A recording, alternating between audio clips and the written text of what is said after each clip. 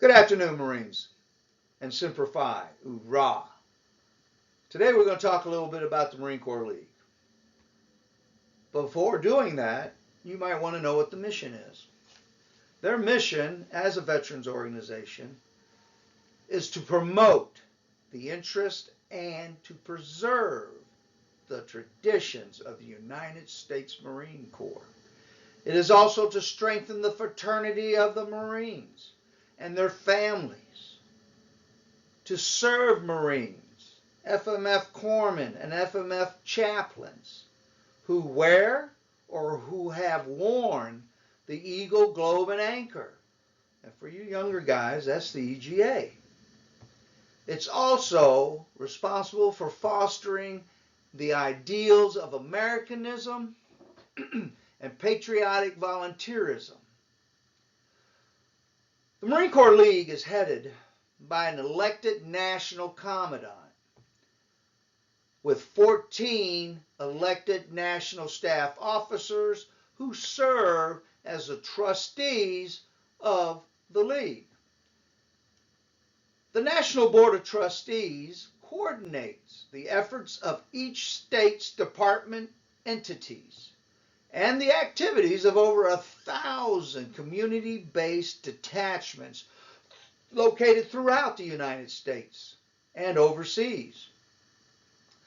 The day-to-day operations, however, fall under the control of the National Executive Director, Chief Operating Officer, with the responsibility for the management and direction of all programs, activities, and affairs, as well as the supervision of the National Headquarters staff.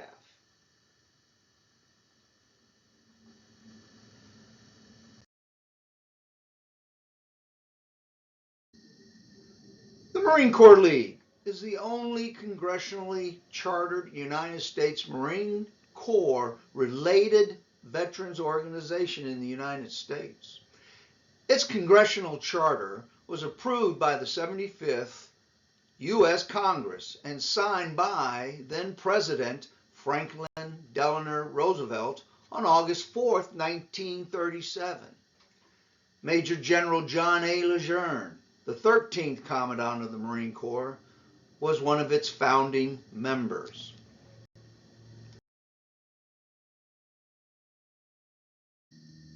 The detachments in each state are the heart and soul of the Marine Corps League. They are comprised of various subsidiary organizations and programs such as these shown here. They are the ones that continue to serve God, country, and community. Better known as the Red Cappers, the regular members in the detachment that perform 90% of the heavy lifting represent all that is good in the League and its mission. The national and departmental staff are but representatives that you elect to represent you, and most importantly, to carry out and continue those very traditions and customs that makes the League exceptional. When those individuals fail to do what is expected of them, not only as Marines, but as Leaguers as well, then it's time to remind them who they actually work for. Your successes or failures are directly tied back to your elected leadership. That is the way. Now, as Paul Harvey said, for the rest of the story. This presentation revolves around one of those departments, the Department of Ohio Marine Corps League, and its fall from grace. My name is Paul Smith. I am a Marine who retired after 23 years of service as a gunnery sergeant. I served with honor and distinction, as exemplified by being awarded the Meritorious Service Medal, the Navy Accommodation Medal, and various Marine Achievement Medals. I have always believed in the idea that the Corps was a way of life, Not just a job, not a means to an education, but a way of life. When I hear our beloved Marine Corps hymn, and as other Marines do, I tend to get up, lock my body up out of the respect for those who went before me and for those still serving God, country, and Corps. The emotional pride I feel when I hear the hymn, or when I hear a song such as the Warrior Song, Hardcore, for example, just cannot be explained away. So let's begin this presentation with a statement made in the Tennessean by a retired Marine captain. He states that being a Marine is more than just bearing the title of a United States Marine. It is not just a concept or a state of mind. It's a permanent transformation of the person who was previously known only by their given name. Once one becomes a Marine, it is for life. Those of us who have retired or been otherwise discharged from active duty service not only retain the title Marine, but continue to possess all the traits that define a Marine. Those traits are the indelible characteristics forever ingrained in us. As a trademark of a U.S. Marine, no longer called to fight, yet ever willing, we enter the civilian world and pursue the opportunities it holds. Perhaps strangers at first, but soon finding our place in civilian society. Marines pledge to live by a code of conduct expressed in the core values of the Corps: courage, honor, and commitment. These are not just words. They add value and substance to the character of an individual Marine.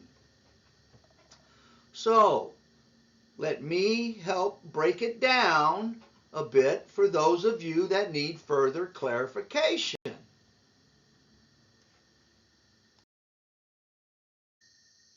Let us first begin with courage. To me, courage means staring down fear, not only in combat, but in life. When faced with a life-threatening situation of any kind, this particular core value will continue to surface long after leaving active duty service.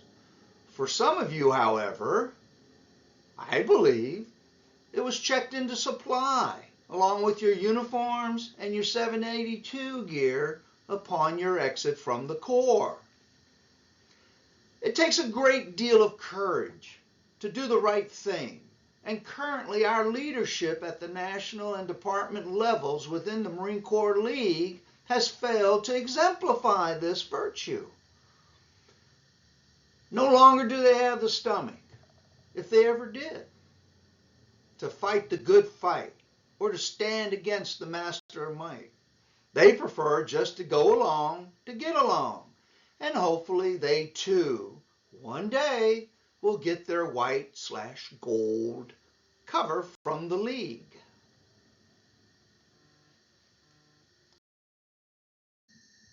The second core value is honor.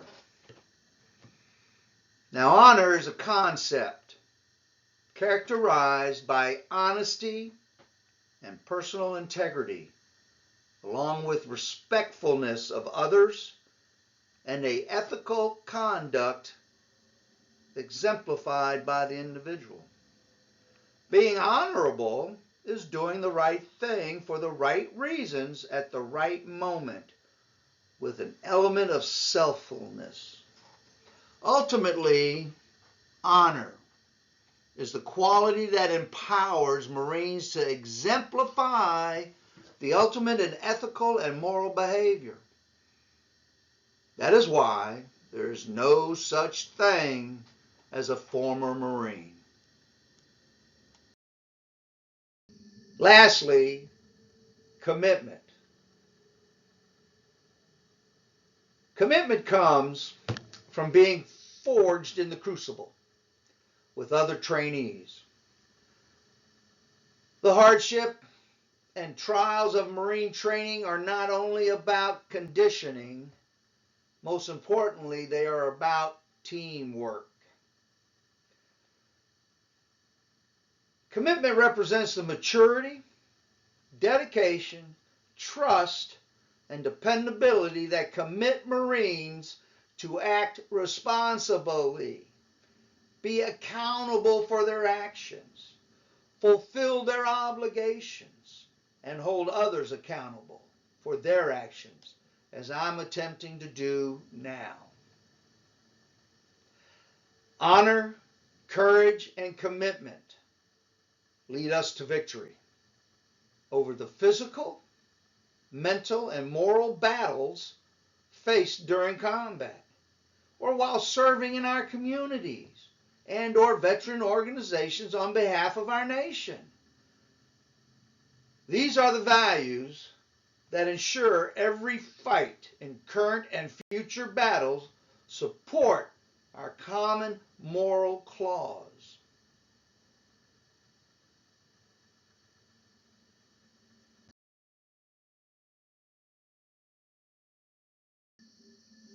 So, it comes down to this. In the real world, where things matter, where the rubber meets the road, which of these two emblems means the most to you? Is it the Eagle, Globe, and Anchor, or the EGA, or is it the League? Can they mean the same? They cannot. One was earned, and the other provided by paying membership dues to belong. The question then comes to mind, which are you willing to live without when forced to choose between the two? As a matter of fact, only one of these allows anyone, from civilians to prior service members from our sister services, to become a member or a regular member. No matter their background, if they can afford to pay dues, they can become a member. It's no longer an organization created for Marines by Marines. It has become a true veterans organization, almost such as the American Legion and the VFW, for example. The Marine Corps League's own National Administrative Procedures, approved in 2022 at its National Convention, Chapter 6, Section 6030, Subsection C, provides the means and the way for an associate member to become a regular member in the Marine Corps League. This practice has been in place for decades. It provides the National with additional revenues and helps them with membership. It actually helps them with membership as a selling tool. Of course, after hearing this and possibly witnessing this, they may attempt to change it after this particular presentation. But none of the less, our sister service members and civilians can and have become regular members in the Marine Corps League.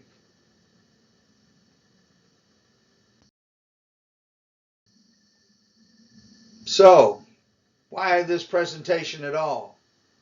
Or what are we doing here? Well, this all started back in 2021, October, when it was discovered that the Department of Ohio was having conventions, meetings, and doing things without an appropriate quorum for said meetings or actions. This was the beginning of the end of the credibility for the department leadership.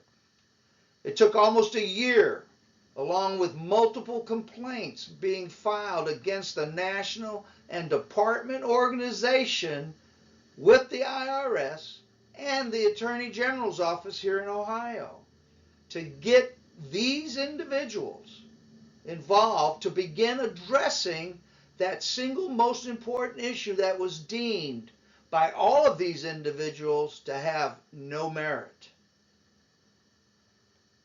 On August 5th, 2022, the National Commandant, Johnny Baker, issues a letter suspending the department's charter until June of 2023 because of a failure to obtain a quorum. Their elections, all of it, was swept out. So let me read it from the letter. As a result, the current officers and most of the Department of Ohio Board of Trustees were not duly elected and are therefore ineligible to continue to serve in an official capacity. This problem stems from the persistent failure to meet the quorum requirements due to the lack of participation by many detachments. Both the National Parliamentarian and the National Legal Council have reviewed what occurred and concur with this analysis. And that was in his letter to all, or to the department, to all Marines within the state of Ohio. So, evidently, it appears that not having a quorum to conduct official business such as elections or approving budgets and finances does in fact have merit. And now the national leadership, being on the hook, had to cover up their involvement by placing our charter on suspension until June of 2023.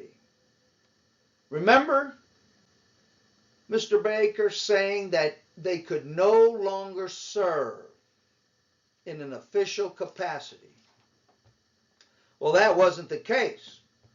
As a matter of fact, Mr. Baker has allowed them and has made sure that those very individuals listed on this slide are still responsible for the operations of the Department of Ohio. They appointed an oversight committee, but those members on this slide, minus Jimmy Cade perhaps, or Darrell Logan, are still on and advising the oversight committee on the affairs of the Department of Ohio. Talk about leaving the fox in the henhouse.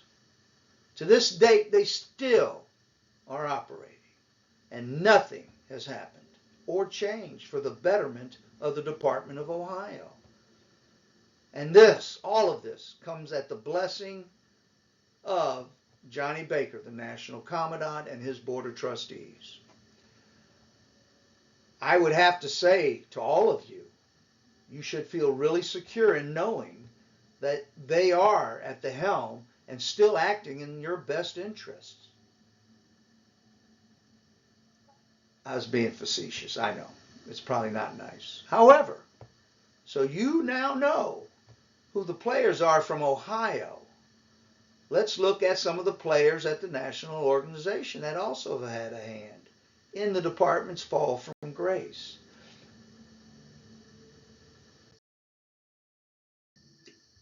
We have Commandant Johnny Baker, Senior Vice Commandant Warren Griffin, Judge Advocate Phil Samora, who resigned after a year of this turmoil, and currently Russ Miller serving as the National Judge Advocate. We also have the Executive Director, COO Bob Borka, who started his salary at $140,000 and in a year got it bumped to $175,000, and now they're doubling life membership.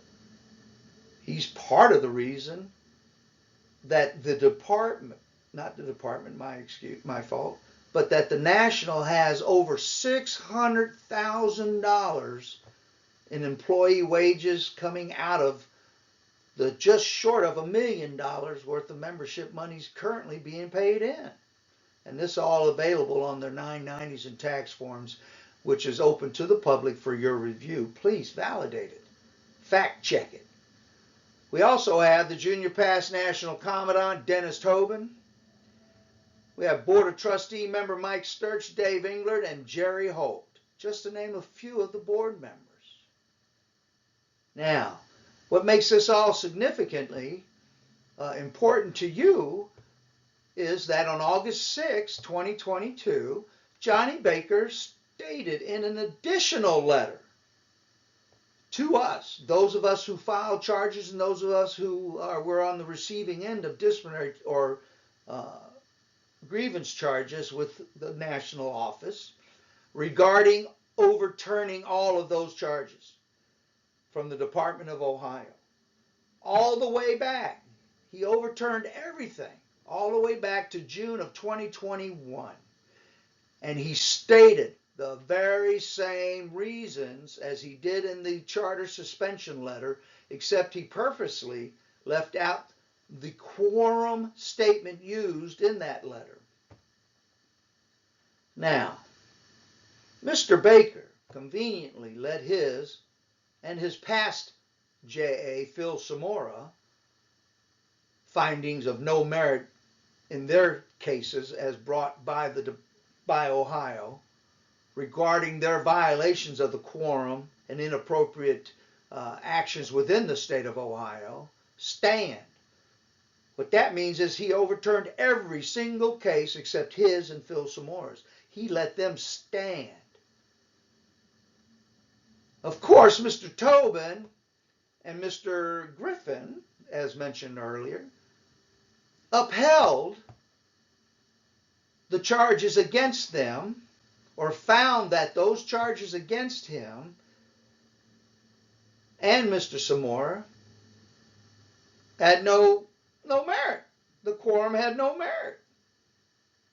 And we now know differently, don't we? The appeal process, which is supposed to go now to 5 P&Cs, because the National Board of Trustees, according to Mr. Tobin, was taken out of the loop by me by asking for help. So they reviewed that appeal, and of course Mr. Tobin and Mr. Griffin sat in on the review process. Now, who's to say they didn't contribute to the findings of the review board again? Who's to say they didn't ask them to vote along the same lines as they had voted in this particular case against Mr. Baker and or Mr. Samora? These are, and these will always be, the same P&Cs who have stated in previous communications that they do not work for us, the Red Cappers. As a matter of fact, P&C Webb can attest to this, because on the floor of the National Convention, he said that very same statement. It was directly aimed at me, and he did it from the podium while the Bible was open and we were in session. The involvement and the intervening of the national leadership into the affairs of the Department of Ohio since Mr. Baker has joined the national staff is at the root of all these issues afflicting the department. The National Commandant, the National JAs, and the National Executive Director have had ample opportunities to provide Ohio with the guidance we were searching for and asking for from the board members and each of the department commandants on multiple occasions prior to all of this. They were asked on 3 separate occasions for help and support. How many would you guess responded or even asked, hey, what can we do to help you guys? What is the problem there in Ohio? I'll give you a moment. Moment's up. None. 0. Not one. On 3 separate occasions gave a damn about what happens here in Ohio, because it involved the shenanigans being done and executed by the national staff. So I will say that the entire Department of Indiana, however, its leadership, from the Commandant down to the Sergeant at Arms, was helpful for Mr. Baker and Mr. Samora and Mr. Evans. They helped them guys by having them sit on the hearing board to review my very first set of charges that involved having me expelled from the Marine Corps League. Now, none of these individuals were from Ohio except for Jimmy Kay, who was an illegal, non-elected, installed JA from Ohio. The entire trial was a farce. However, we'll leave that alone as we move forward in future sessions. All the leadership that I've identified, both on the national and department levels here today, have had a hand in the cover-up of what truly caused the fall from grace for the Department of Ohio.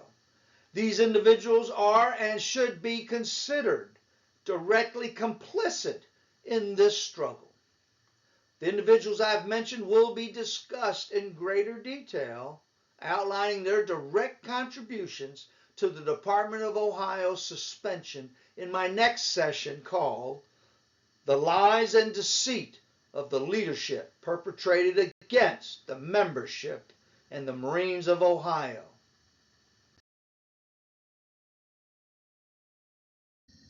I would like to conclude this presentation, and I understand it has been a little bit long. However, sometimes you have to have that time to present the groundwork or the basis for what is going to be presented in future episodes.